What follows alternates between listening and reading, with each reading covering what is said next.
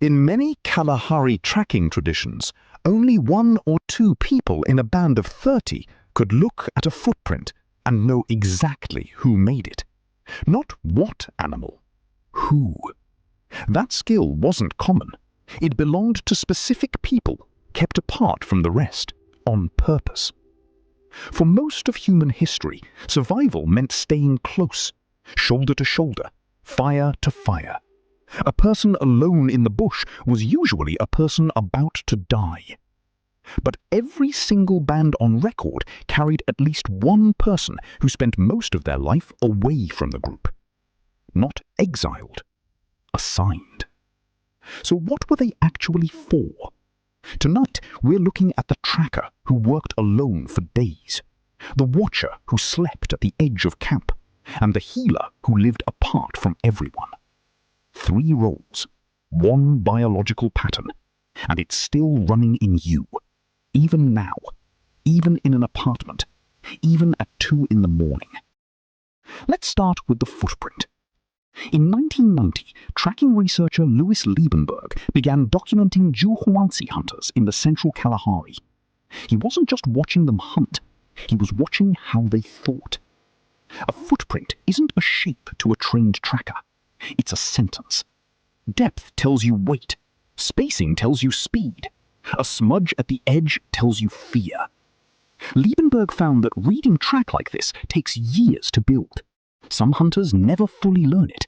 A handful become fluent. And those few get pulled out of the general rotation. They stop doing what everyone else does. They start doing only this. Here's what's strange about that decision. In a small band, every extra hand matters. Every mouth needs feeding. Pulling someone out of shared labor is expensive. It costs the group calories it cannot easily replace. And they did it anyway. Every time. In every documented tracking culture, from the Kalahari to the Australian outback, the specialist got protected. Not punished, protected. Because a persistence hunt could mean running an animal down across 20, 30 kilometers in 40-degree heat, following a trail invisible to everyone else. One tracker, alone with the animal's mind for 6, 7, 8 hours. No backup, no conversation. Just a sun-bleached line of dust and a decision tree running behind the eyes. That is not a social skill. That is a solitary one.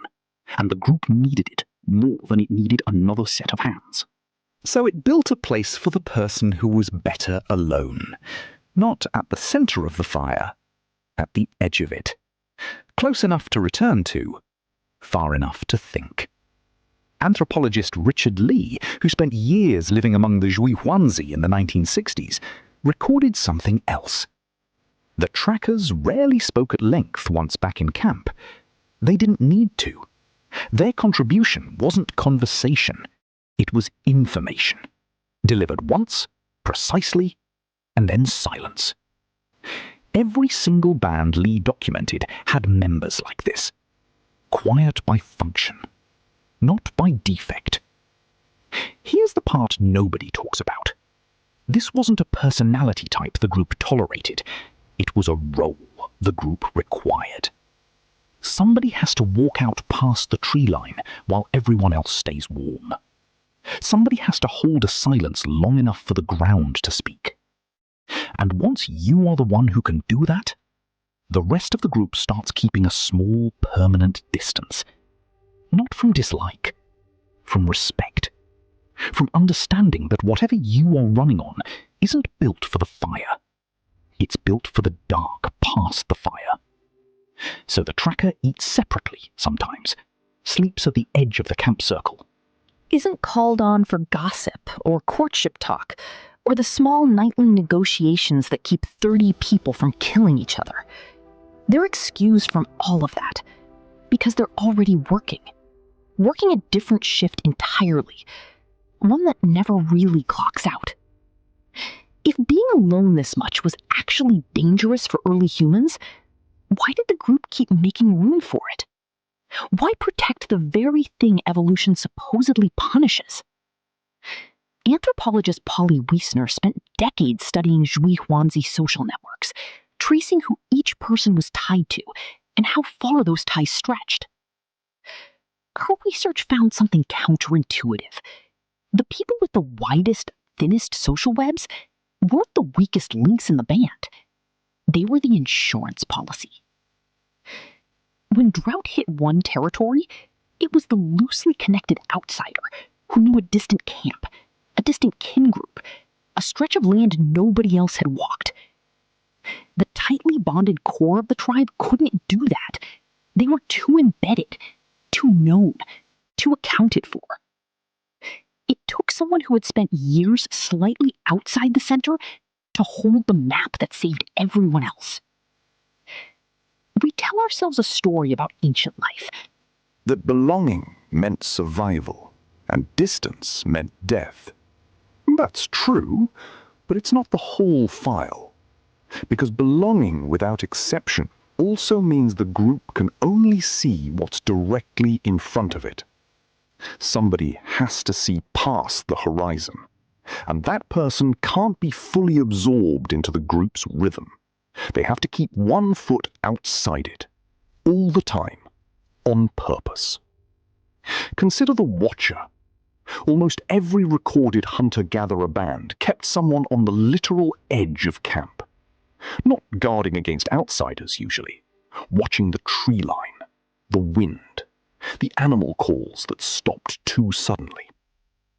This person slept lighter than everyone else, woke faster, startled easier.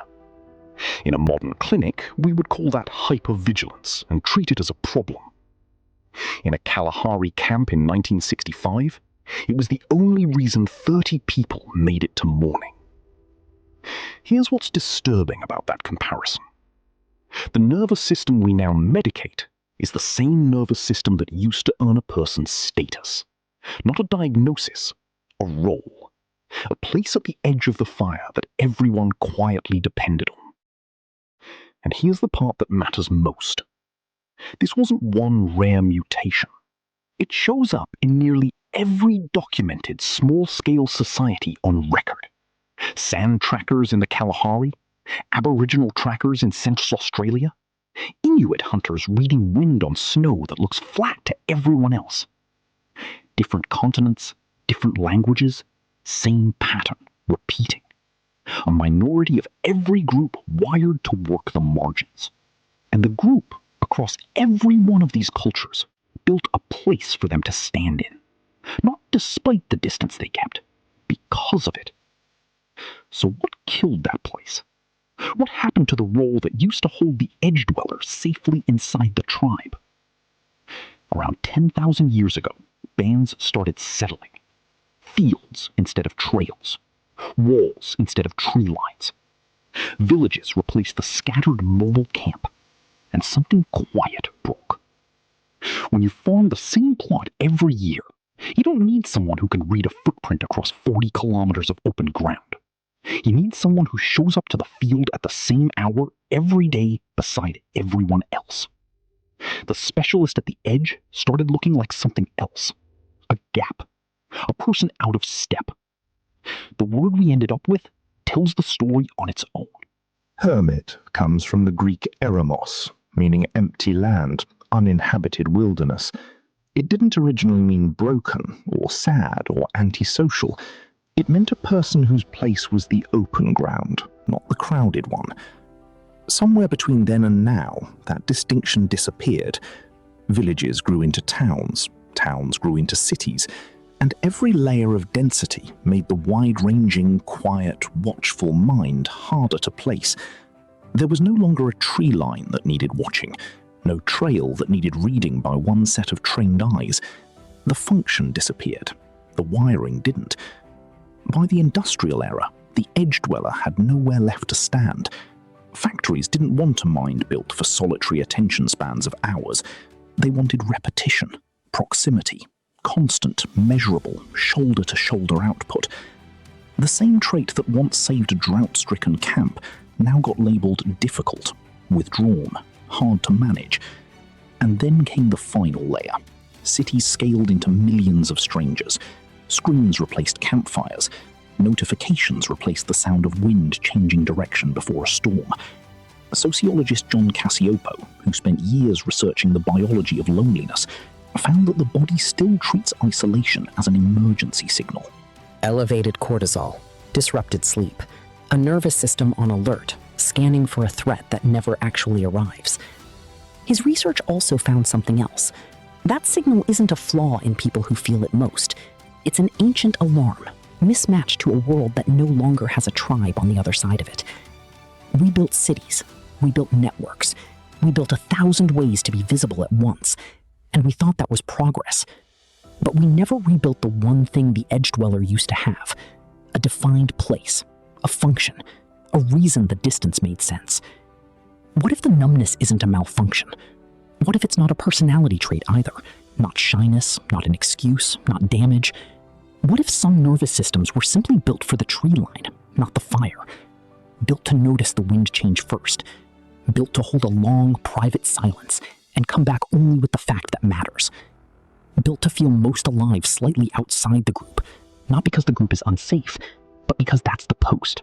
That's the assignment. It always was. The tracker didn't feel broken eating apart from the fire. He felt useful. The watcher didn't feel excluded sleeping at the camp's edge. She felt necessary. Their solitude had a job attached to it. Ours mostly doesn't anymore. That's not a personal failure. That's a missing structure. The wiring for hyper-vigilance, for wide, thin social webs, for comfort in long stretches of quiet, is not new. It's some of the oldest software the species runs. It simply lost its office.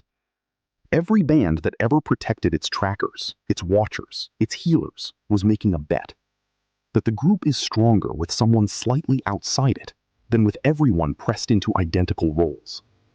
That bet worked for tens of thousands of years. Nobody voted to retire it. It just got quietly replaced by open floor plans, group chats, and the expectation that every waking hour should be spent in company. The overthinking at 2 a.m, the exhaustion after too many people, too fast, the relief of an empty room. None of that is new behavior. It's an old post, still being manned, with no one left to send the report to. There is no chief waiting by the fire for your footprint reading tonight. No drought to navigate. No trail that 30 lives depend on. But the part of you that goes quiet in a crowd and sharp in solitude is the exact same part that used to keep a Kalahari band alive through a season no one else could have survived alone. It isn't malfunctioning. It's simply off-duty, waiting for a role the modern world stopped assigning. Somewhere in the Kalahari, there is still a print in the sand only 1 or 2 people in 30 could ever read. Most of us are standing over one right now. We just don't have anyone left to teach us how to look.